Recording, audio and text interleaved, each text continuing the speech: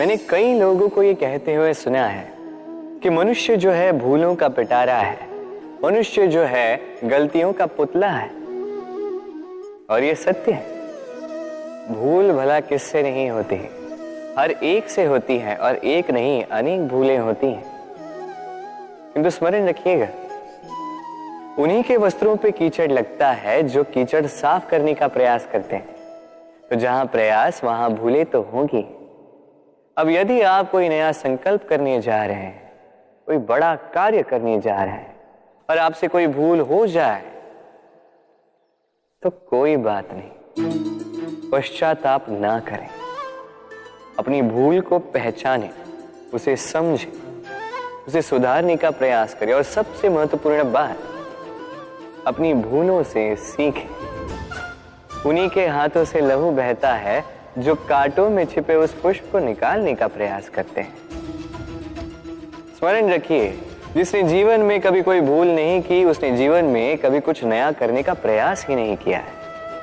ये भूल आपका सबसे बड़ा शिक्षक है, तो इससे दुखी ना होइए, पश्चाताप ना करें, इस भूल का आदर करना सीखें।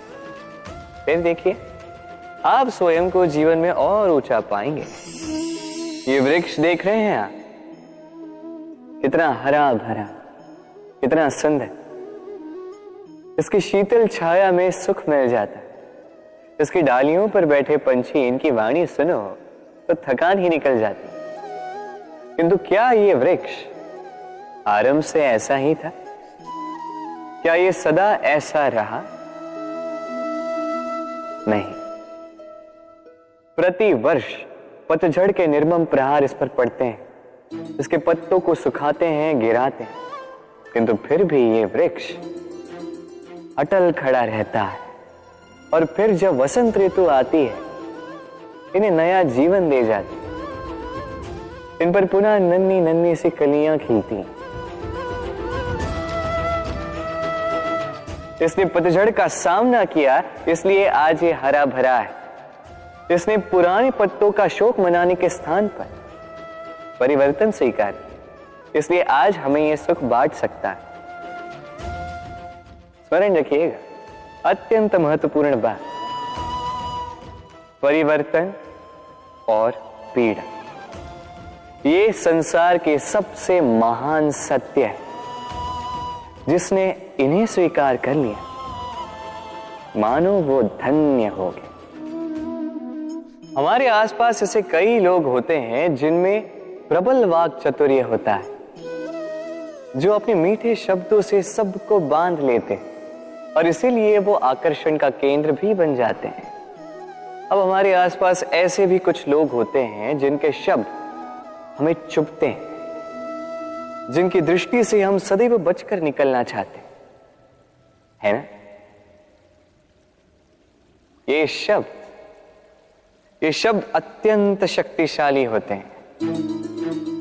यदि ये शब्द नव प्राण फूंक सकते हैं, तो ये शब्द प्राण ले भी सकते हैं। जैसे एक शब्द मंत्र बनकर जीवन तार देता है, वही कोई दूसरा अपशब्द हमें दुख दे देता है, हमारे मन में क्रोध को जगाता है। क्यों? ये हमारे वचन अमूल्य है, ये हमारे शब्द ये ब्रह्म है। तो सोच समझकर मन के तुला में अच्छे से तोल कर इन शब्दों को मुख से निकालिएगा, क्योंकि इन्हीं शब्दों से आरंभ है और इन्हीं शब्दों पे अंत। मनुष्य में एक विशेषता है, और वो ये कि वो सदैव यही सोचता है कि सब में वही विशेष है। सदैव सर्वश्रेष्ठ कार्य करना चाहता है, सर्वश्रेष्ठ परिणाम पाना चाहता है, सदैव चाहता है कि हर स्थान पर उसे ही यश मिले। किंतु जब बात आती है प्रेम की, तो प्रेम एक ऐसा विशेष भाव है जो मनुष्य से कहीं अधिक है।